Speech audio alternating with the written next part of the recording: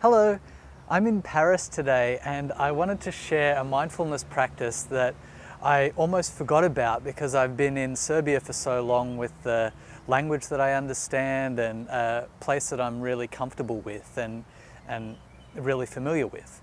But when I travel, the mind has a way of piping up and trying to control and understand things more than usual.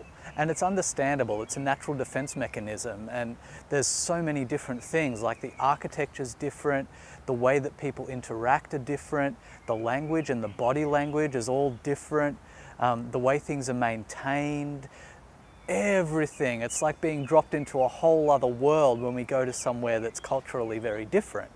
And the mind can kind of wake up and try to tell a whole bunch of stories about things, trying to compare things, trying to add value to all kinds of different experiences that are happening. And this is something that happens and the mind naturally does, but in a new place, it tends to go into overdrive. And it's very interesting to be able to observe that and witness it. And I think it's useful at times, but it can become overkill. It can become quite draining and overwhelming to be doing that.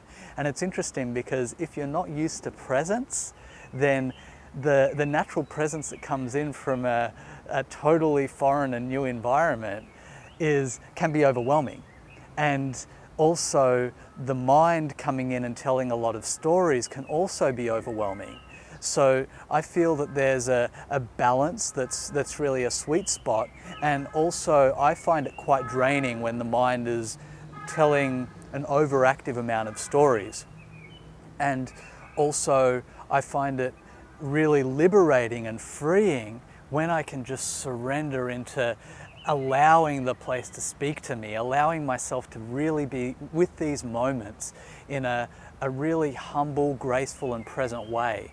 So just allowing the city to speak to me as it is and not needing to insulate myself from it, because, you know, when the mind starts to get active, we're kind of numbed to what's really happening in this moment, and it cuts us off from being able to drink all of this in. And I still find that when I'm in a new city, I really want to get out and adventure and explore, but also I need to make space for rest. And one way that I can rest is to rest the mind as I'm taking all of this in. And it's taken me practice to be able to do this, but it's such a gift to be able to just surrender into it and embrace this city for what it is and not really needing to over-intellectualize it.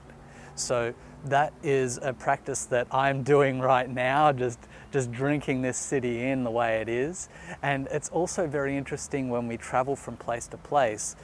So much changes. The way that our mind behaves, the way our body behaves changes, but there's something that stays the same. And that something has been the same since the beginning, since the first memory that I have in this body. So it's just interesting that we can become aware of that as part of this practice as well. And I call that the self, the unchanging, the thing that has never moved. You know, everything else moves, but the self is identical and still and unchanging.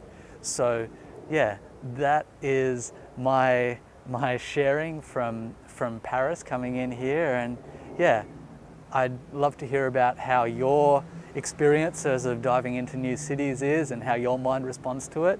Mine tends to want to get active and has like an urge to kind of understand things, and it's a balance. Like, I feel like a lot of my urges to understand are all about the ego and trying to build up self-importance and trying to, you know, build value, and it's not a priority for me to kind of build that artificial value. I can just be me and be peaceful and you know, just be comfortable in that space.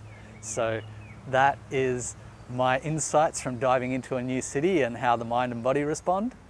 Thank you very, very much for your time. Hvala Beograd, merci France, and thank you for joining us. Ciao.